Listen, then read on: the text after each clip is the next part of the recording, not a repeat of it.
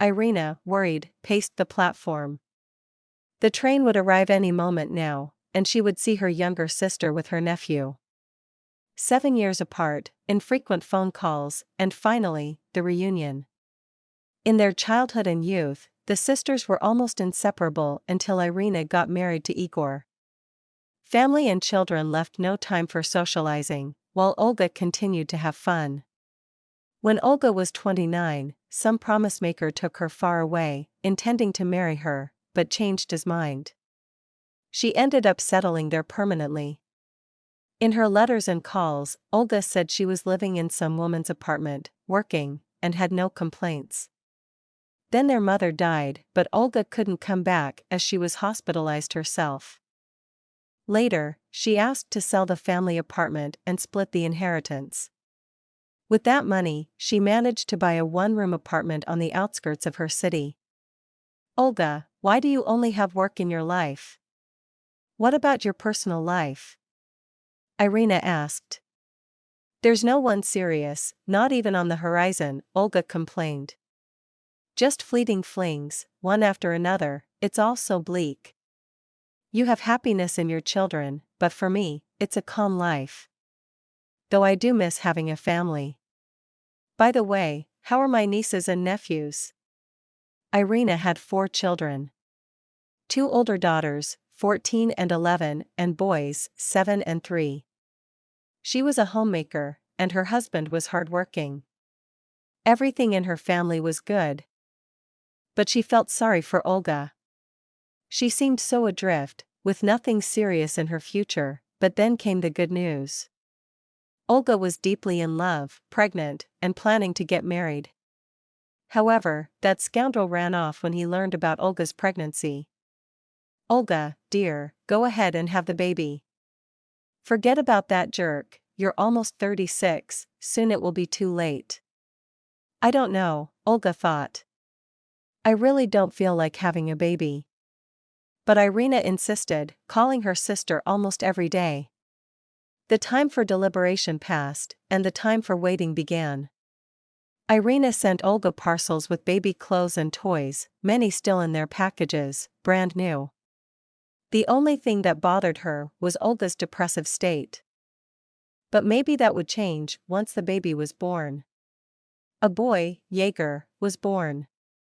Olga stayed in the maternity hospital with her son, video calling Irina to show her the baby with chubby cheeks, but Olga herself didn't smile. This was a bad sign for Irina. Then the video calls came from home, silence, only Jaeger's cries, and Olga's melancholia. Olga, you need to get moving, come visit us with your son. We have a lot of fun here, the kids will be happy, there's someone to help with Jaeger, and we can go to a restaurant like in the old days. And so Olga came.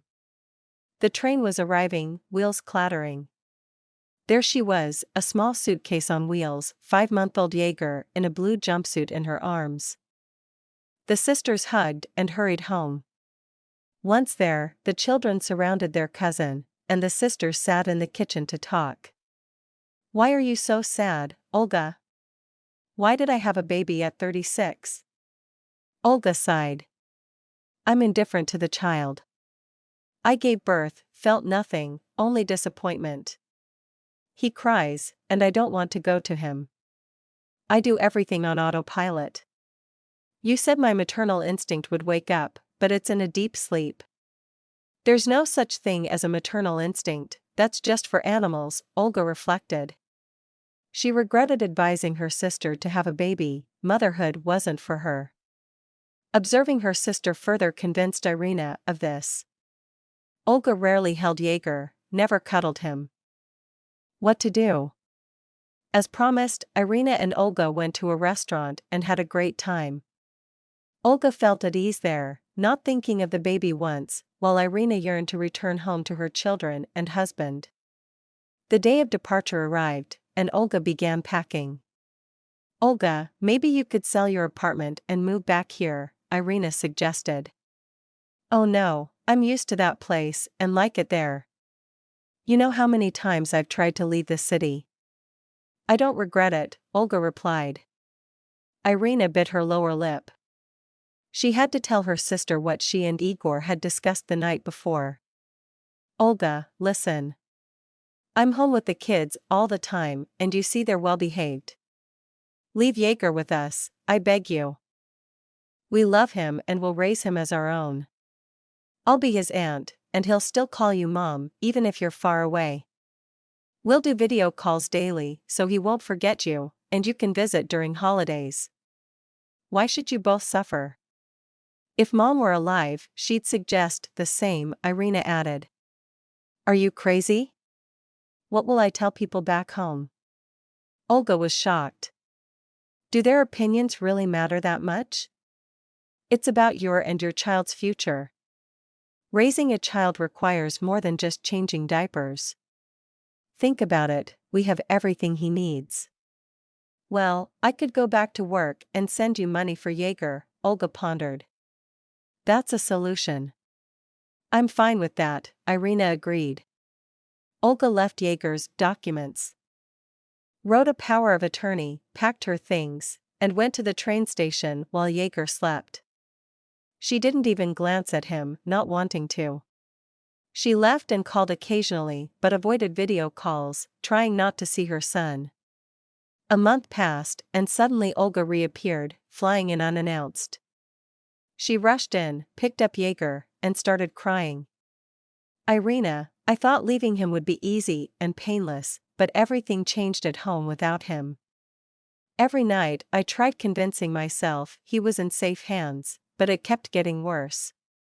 Last night, I dreamed Jaeger was standing in his crib, reaching out to me. He can't stand yet, but I saw the future. So I came back.